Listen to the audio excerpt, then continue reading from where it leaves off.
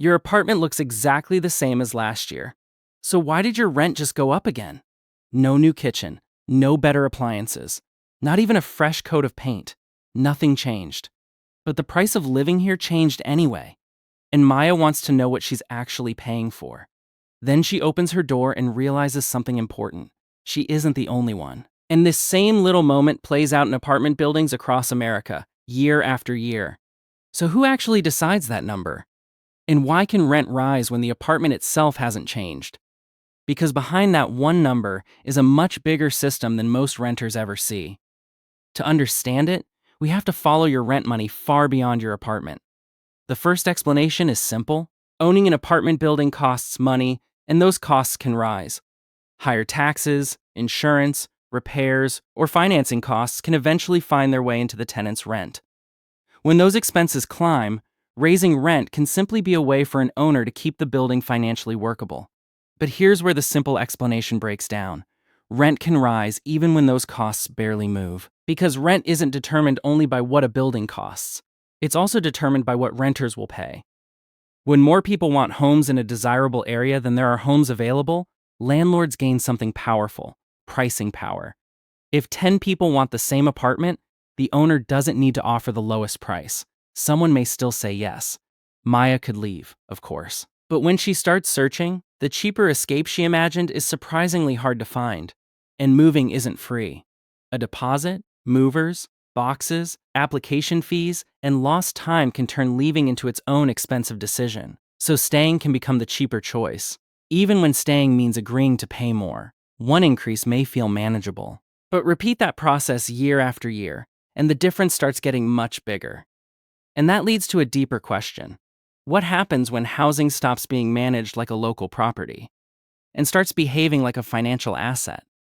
Not long ago, many apartment buildings were owned by individuals who lived nearby, or at least knew the neighborhoods they served. But over time, ownership began changing. More buildings became part of something much larger. Today, some apartment communities are managed by large companies overseeing thousands of homes across multiple cities. That changes something important. Decisions become less personal and much more data-driven. For a business, the question isn't only, what does this building cost? It's also, what is the market willing to pay?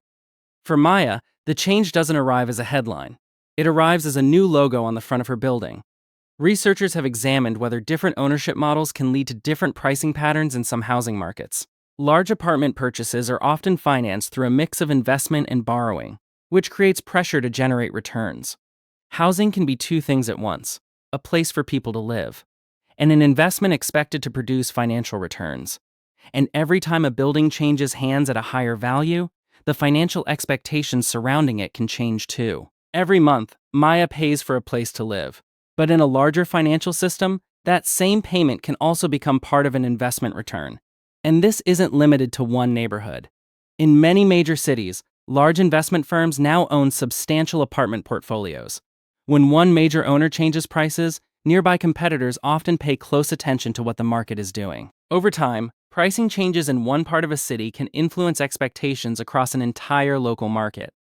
To Maya, none of these invisible forces are obvious. She only sees the final number on the renewal letter.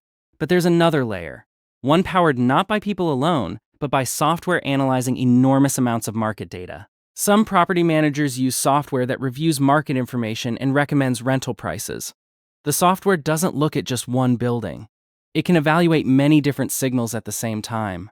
For many property managers, software recommendations become one more tool used during pricing decisions. Across the country, thousands of apartment communities can be making pricing decisions at roughly the same time, each responding to its own local market.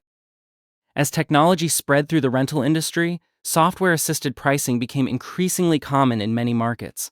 Supporters say these systems improve efficiency. Critics argue they can influence how competing properties respond to the same market signals. That debate has reached courtrooms, lawmakers, regulators, and housing experts across the United States. For Maya, the debate feels far away. What she notices is that every apartment she checks seems just as expensive. Standing alone, it can feel like the system is simply too big for any one renter to fully understand. When you connect every layer together, a much larger picture begins to emerge. Maya thought her rent came from one landlord. Now she realizes it may also reflect a much broader housing system. In many cases, important business decisions may be made far from the neighborhoods where renters actually live. As rent takes a larger share of income, saving for future goals can become more difficult for many households. For many Americans, that has become one of the defining housing challenges of this generation. And Maya's story is just one among millions. Across America, renters make similar decisions every single month. And the rental market continues to evolve as ownership patterns, investment strategies, and housing demand change over time. Communities across the country continue debating how to keep housing affordable while encouraging enough new homes to be built. There are many ideas and plenty of disagreement about the best way forward. One idea that many economists discuss is increasing housing supply, because when more homes are available, competition for each one can ease. But building enough housing isn't simple. Time, land, labor, materials, financing, and local rules all play a role. So another year passes. Maya signs another lease, not because everything is perfect, but because it's the decision that makes the most sense for her today. And tonight, in cities all across America, countless renters are making that very same decision. In the end, one apartment can be viewed in two completely different ways, as someone's home and as part of a financial system. So the next time a rent increase arrives, remember, that envelope may be carrying the story of an entire economic system, not just a single apartment.